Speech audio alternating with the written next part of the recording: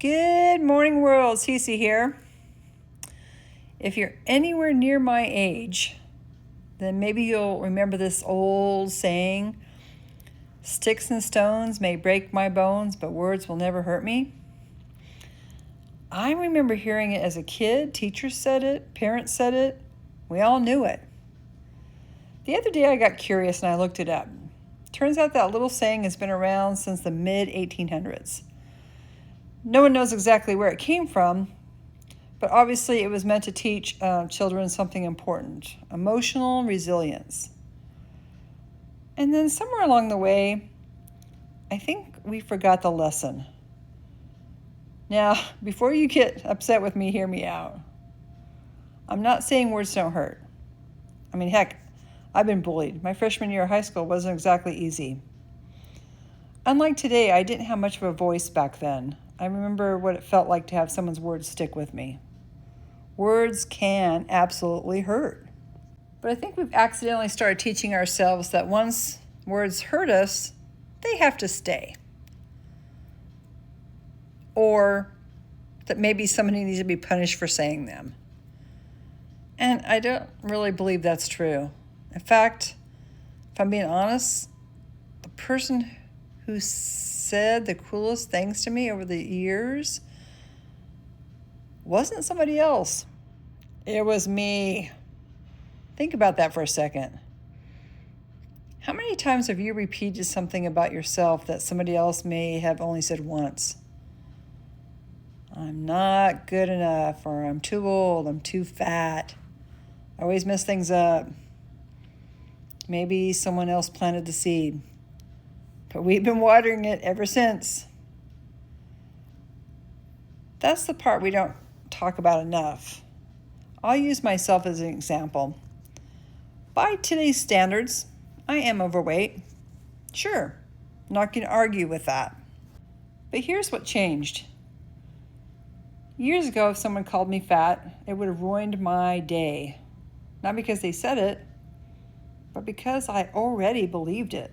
Today, if somebody says I'm overweight, I can honestly smile and say, you are probably right. But that word no longer gets to define my worth. My weight is one thing. My value as a human being is something entirely different. Those two things just don't go together anymore. And I think that's where the old nursery rhyme was trying to take us. Not that words never hurt. Of course they do.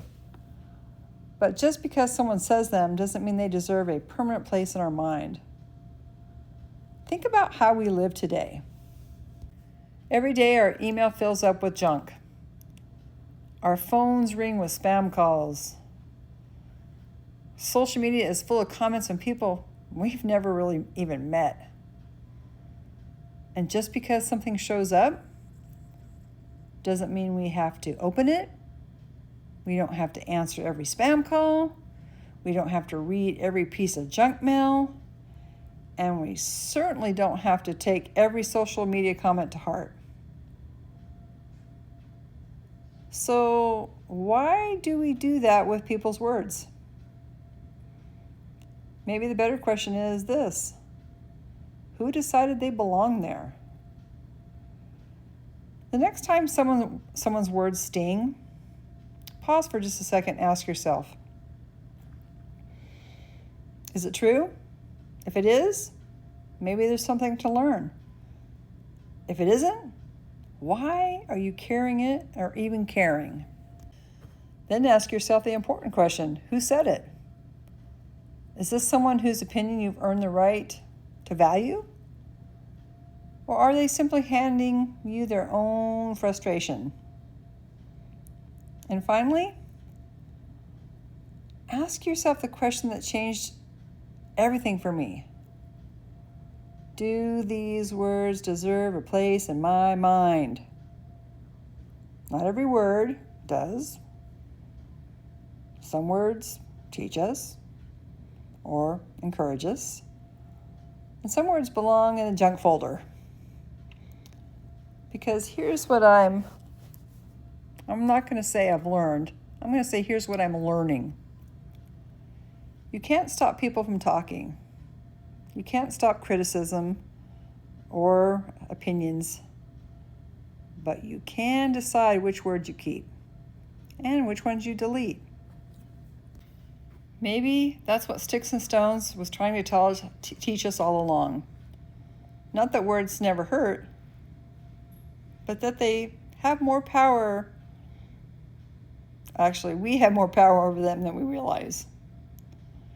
So as always, take care of your mind, because what you allow to stay there has a way of becoming the life you live. Until next time, this is Cece, and this is Cece Talks Life, real talk, real life.